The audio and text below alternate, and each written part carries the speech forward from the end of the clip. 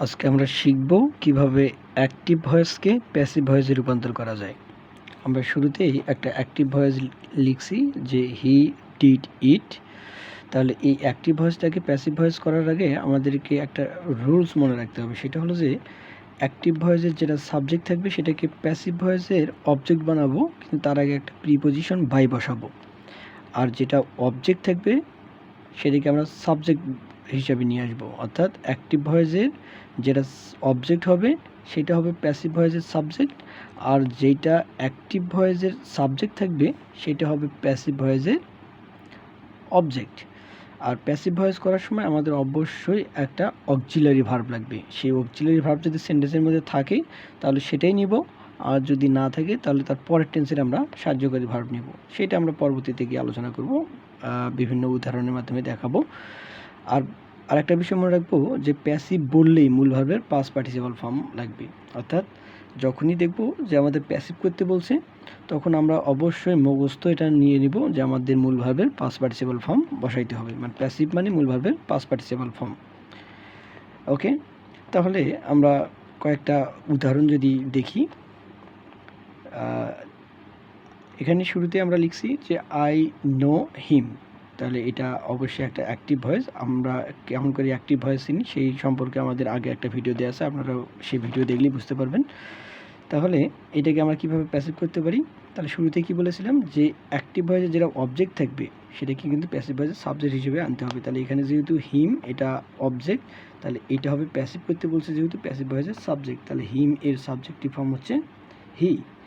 আর কি বলেছিলাম যে আমাদের একটা অবশ্যই অক্সিলারি ভার্ব লাগবে। দেখেন দেখি এখানে কোনো অক্সিলারি ভার্ব আছে? তাহলে এই সেন্টেন্সটাতে যেহেতু কোনো অক্সিলারি ভার্ব নেই, তাহলে অক্সিলারি ভার্ব না থাকার কারণে এর পরের টেন্সের অক্সিলারি ভার্ব নিব। তাহলে এইটা আই নো হিম, এটা আপনারা দেখতে পাচ্ছেন এটা প্রেজেন্ট ইনডিফিনিট টেন্সে আছে। তাহলে যেহেতু এটা প্রেজেন্ট ইনডিফিনিট টেন্স, তাহলে এর পরের টেন্স অবশ্যই প্রেজেন্ট কন্টিনিউয়াস টেন্স। তাহলে প্রেজেন্ট কন্টিনিউয়াস টেন্সের সাহায্যকারী ভার্ব আপনারা আমাদের সবারই মুখস্থ যে অ্যামিজার। তাহলে এখানে আমাদের অ্যামিজারের একটা বসাইতে হবে। তাহলে অ্যামিজার অবশ্যই আবার সাবজেক্ট অনুযায়ী বসে, তাহলে হি এর সাথে অবশ্যই ইজ বসে, তাহলে আমরা ইজ নিয়ে নিলাম। আর কি বলেছিলাম যে মূল ভার্বের পাস্ট পার্টিসিপাল বসাইতে হবে, তাহলে সেইটা এই সাহায্যকারী ভার্বের পরই আমরা এই মূল ভার্বের পাস্ট পার্টিসিপাল ফর্ম বসাবো। এখানে মূল ভার্ব হিসেবে রয়েছে নো, তাহলে নো এর পাস্ট পার্টিসিপাল ফর্ম হচ্ছে নোন, তাহলে K N O W N, known. আর কি বলেছিলাম যে সাবজেক্টটাকে আমাদের বাই দ্বারা অবজেক্ট করতে হবে। তাহলে এই যে সাবজেক্টটা আছে আই, তাহলে এর আগে একটা অবশ্যই প্রিপোজিশন বাই বসাইতে হবে, আর আই এর অবজেক্টিভ ফর্ম বসাইতে হবে। আই এর অবজেক্টিভ ফর্ম হচ্ছে মি, তার মানে আমাদের প্যাসিভ হয়ে গেল। তাহলে এটাকে যদি এখন আমরা আবার সমাধান করি, তাহলে উই প্লে ফুটবল, তাহলে ফুটবলটা এখানে রয়েছে অবজেক্ট, তাহলে ওই অবজেক্টটাকে বানাবো আমরা সাবজেক্ট, তাহলে ফুটবল। তাহলে ফুটবলের সাথে অবশ্যই এটা যেহেতু প্রেজেন্ট ইনডিফিনিট টেন্স, তাহলে প্রেজেন্ট ইনডিফিনিট টেন্সের এখানে তো কোনো সাহায্যকারী ভার্ব নেই। আমরা জানি দুইটা টেন্সের কোনো সাহায্যকারী ভার্ব থাকে না, একটা হলো প্রেজেন্ট ইনডিফিনিট টেন্স আর একটা হলো পাস্ট ইনডিফিনিট টেন্স। তাহলে এই প্রেজেন্ট ইনডিফিনিট টেন্স আর যখন পাস্ট ইনডিফিনিট টেন্স আসবে, তাহলে সেক্ষেত্রে তাদের পরের যে টেন্স আছে তার সাহায্যকারী ভার্ব নিতে হবে। আমরা এটা যেহেতু দেখতে পাচ্ছি যে প্রেজেন্ট ইনডিফিনিট টেন্স আছে, তাহলে আর পরের টেন্স হচ্ছে প্রেজেন্ট কন্টিনিউয়াস টেন্স, আর প্রেজেন্ট কন্টিনিউয়াস টেন্সের সাহায্যকারী ভার্ব অ্যামিজ আর। তাহলে এখানে ফুটবল, তাহলে ফুটবলের সাথে কী বসে? অবশ্যই ইজ বসে, তাহলে ইজ। প্লে এর পাস্ট পার্টিসিপাল ফর্ম হচ্ছে প্লেইড, তাহলে PLAYED প্লেইড।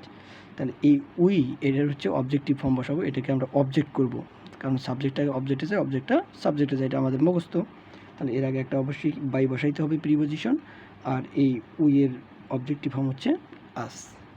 ওকে, আমাদের প্যাসিভ কমপ্লিট। তাহলে আবার আরেকটা যদি আমরা রুলস দেখি, সেটা হলো যে উই অ্যাট রাইস, তাহলে এটা পাস্ট ইনডিফিনিট টেন্স, তাহলে পাস্ট ইনডিফিনিট টেন্স এটা সাবজেক্ট, এটা মূল ভার্ব, আর এটা হলো অবজেক্ট। তাহলে অবজেক্টটাকে আগে সাবজেক্ট বানিয়ে নিই, তাহলে রাইস। তাহলে এই যে এটা যেহেতু পাস্ট ইনডিফিনিট টেন্সে আছে, তাহলে তার পরের টেন্স পাস্ট কন্টিনিউয়াস টেন্স, তাহলে এটা তার সাহায্যকারী ভার্ব আমরা জানি ওয়াজ ওয়্যার। তাহলে রাইসের সাথে অবশ্যই কী বসবে? অবশ্যই ওয়াজ বসবে, যেহেতু এটা থার্ড পারসন সিঙ্গুলার নাম্বার।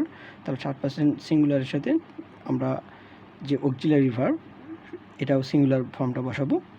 তাহলে রাইস ওয়াজ, তাহলে ইট অ্যাট ইটেন, তাহলে এটা অবশ্যই পাস্ট পার্টিসিপাল ফর্ম লাগবে। আমরা জানি প্যাসিভ মানে পাস্ট পার্টিসিপাল, তাহলে ইটেন, তাহলে EATEN ইটেন বাই এই যে যে সাবজেক্টটা ছিল এটাকে আমাদের অবজেক্ট বানাইতে হবে, তাহলে উই এর অবজেক্টিভ ফর্ম অবশ্যই আস।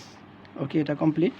তাহলে পরে আরেকটা আছে, এটা আমরা কমপ্লিট করব যে হি নোন মি, তাহলে মিটা যেহেতু অবজেক্ট এটাকে সাবজেক্ট বানালাম আই, তাহলে এটা আসছে পাস্ট ইনডিফিনিট টেন্সে, তারপরের টেন্স হচ্ছে পাস্ট কন্টিনিউয়াস টেন্স, তার সাহায্যকারী ভার্ব অবশ্যই ওয়াজ ওয়্যার, তাহলে আই এর সাথে অবশ্যই কী বসে, ওয়াজ বসে, তাহলে আই ওয়াজ, তাহলে মূল ভার্বে আবার পাস্ট পার্টিসিপাল ফর্ম, তাহলে এটার পাস্ট ফর্মও যেটা পাস্ট পার্টিসিপাল ফর্মও ঠিক সেটাই, তাহলে নোন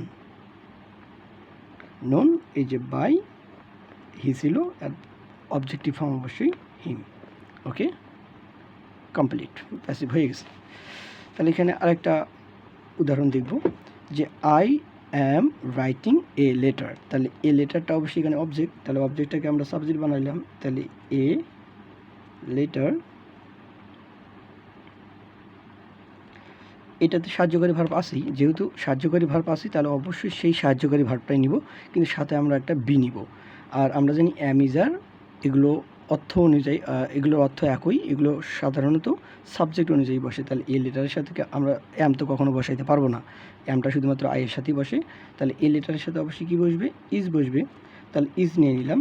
এটা কিন্তু সাহায্যকারী ভার্ব ছিল সেটাই নিয়ে নিছি, তাহলে যেহেতু সাহায্যকারী ভার্ব ছিল সেটাই নিয়ে নিছি, তাহলে এখন আমাদের অবশ্যই একটা বি নিতে হবে। আমরা বলেছিলাম যে সাহায্যকারী ভার্ব একটা নিতেই হয়, তাহলে এখানে সাহায্যকারী ভার্ব যেটা ছিল সেটাই নিয়েছি, কিন্তু সাথে আমাদের একটা বি নিতে হবে। আর একটা বিষয় আমরা মনে রাখবো, ভার্বের সাথে যত কিছু ঝামেলা থাকবে, যেমন আইএনজি থাক বা এটা পাস্ট পার্টিসিপাল ফর্ম থাক, সবগুলোকে আমরা এই বি এর সাথে বসাই দিব, তাহলে এই আইএনজিটাকে অবশ্যই বি এর সাথে বসাই দিয়ে ভার্বটাকে স্বাভাবিক ফর্মে আমরা নিয়ে আসবো, তাহলে রাইটটা যেন এই যে WRI টি এইরকম যেন হয়, তাহলে এর সাথে যত ঝামেলা থাকবে সব কিছুকে আমরা বিয়ের সঙ্গে বসাই দেবো, তাহলে আইএনজিটা অবশ্যই বিয়ের সঙ্গে বসাই দিলাম, তাহলে এটা রাইট হয়ে গেল। তাহলে এই রাইটটার এখন পাস্ট পার্টিসিপাল ফর্ম আমরা জানি রাইট রাইট রাইট, তিনটা রাইট রোড রাইটেন, তাহলে এটা পাস্ট পার্টিসিপাল ফর্ম হচ্ছে রাইটেন, তাহলে WRITEN রাইটেন বাই, এই যে আই ছিল সাবজেক্ট, তাহলে এটার হচ্ছে আমরা অবজেক্টিভ ফর্ম বসাবো, তাহলে মি। ওকে, কমপ্লিট। তাহলে এটা যদি এখন কমপ্লিট করি যে they were making a noise, তাহলে এ নয়েজটা অবজেক্ট ছিল, তাহলে এ নয়েজটা সাবজেক্ট হয়ে গেল, NOISE নয়েজ। এই এখানে একটা অক্সিলারি ভার্ব দেয়াই আছে, তাহলে যেহেতু অক্সিলারি ভার্ব আছে তাহলে অবশ্যই এটাই বসবে, তাহলে এই নয়েজের সাথে ওয়ার তো বসবে না, তাহলে এই নয়েজের সাথে বসবে ওয়াজ, আমরা জানি ওয়াজ ওয়ার একই অর্থ, এগুলো সাবজেক্ট অনুযায়ী বসে। তাহলে এখন কি বলেছিলাম, যদি অক্সিলারি ভার্ব থাকেই তাহলে আমরা সেটাই নিব, কিন্তু আমাদের একটা বি নিতে হবে, এটা মুখস্থ একটা বি নিতে হবে। আর কি করতে হবে, যত ভার্বের সাথে ঝামেলা থাকবে সব কিছুকে এই বি এর সঙ্গে বসাই দিব, তাহলে বিং হয়ে গেল। তাহলে এখন মেক, মেট, মেট, তাহলে মেক ভার্বের পাস্ট পার্টিসিপাল ফর্ম হচ্ছে মেট। ওকে, মেট বসাই দিলাম, আমরা জানি প্যাসিভ মানে পাস্ট পার্টিসিপাল ফর্ম, তাহলে পাস্ট পার্টিসিপাল ফর্ম বসাই দিলাম, তাহলে বাই বসাই দিলাম। এখন এই যে সাবজেক্টটাকে অবজেক্ট বানাবো, দের অবজেক্টিভ ফর্ম অবশ্যই দেম। ওকে, আমাদের এটাও কমপ্লিট। তাহলে আমাদের আরেকটা এখানে সেন্টেন্স আমরা আবার লিখছি যে আই শ্যাল হেল্প ইউ, তাহলে এখানে আইটা সাবজেক্ট, এটা সাহায্যকারী ভার্ব, এটা মূল ভার্ব, এটা হচ্ছে অবজেক্ট, তাহলে অবজেক্টটাকে অবশ্যই আমরা সাবজেক্ট করব, তাহলে ইউ এর অবজেক্টিভ ফর্মও যা সাবজেক্টিভ ফর্মও তাই, তাহলে ইউ এখানে সাহায্যকারী ভার্ব ছিলই, তাহলে শ্যাল নিয়ে নিলাম। আমরা বলেছিলাম যে যদি কোনো সাহায্যকারী ভার্ব থাকে তাহলে আমরা ওটাই নিব, তাহলে আইয়ের সাথে শ্যাল না বসে আইয়ের সাথে আমরা উইল বসাই, কেননা শ্যালের চেয়ে আইয়ের সাথে সচরাচর শ্যাল বসানো হয়, এবং অন্য যত সাবজেক্ট আছে তাদের ক্ষেত্রে উইল বসানো হয়, তাহলে ইউ উইল।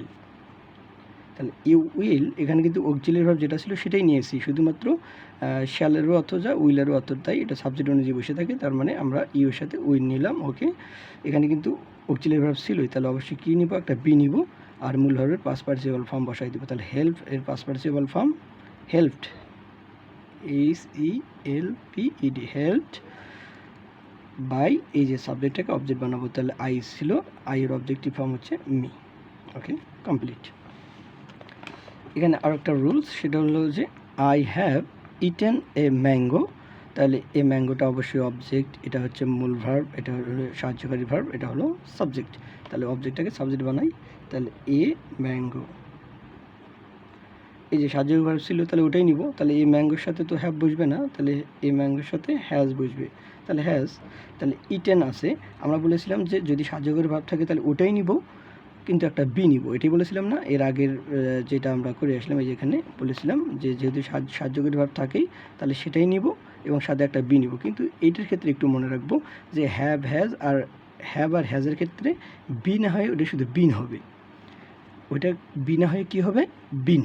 আর মূল ভার্বের পাস্ট পার্টিসিপল অবশ্যই এখানে দেয়াই আছে, তাহলে ওটাই বসাবো ইএটিএন ইটেন। আর সাবজেক্টটাকে এখন বাই দ্বারা কী করবো, অবজেক্ট করে নিয়ে নেবো। তাহলে আই ছিল এই যে মি। ওকে, কমপ্লিট।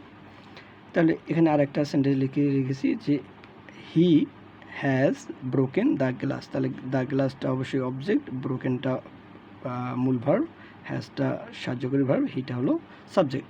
তাহলে অবজেক্টটাকে আবার প্যাসিভ ভয়েসে সাবজেক্ট বানাবো। তাহলে the glass, GLASS, the glass. এই যে হ্যাজ অক্সিলিয়ারি ভার্ব ছিলই, তাহলে দ্য গ্লাসের সাথে অবশ্যই হ্যাজ বসবে, হ্যাজ বসাই দিলাম। তাহলে এখানে আমরা কি বলেছিলাম, হ্যাভ আর হ্যাজের ক্ষেত্রে আমরা বি না নিয়ে কী নিব, বিন নিব। শুধু এটা শুধু কী করব, বিন নিব। আর মূল ভার্বের পাস্ট পার্টিসিপল দেয়াই আছে, তাহলে ওটাই বসাবো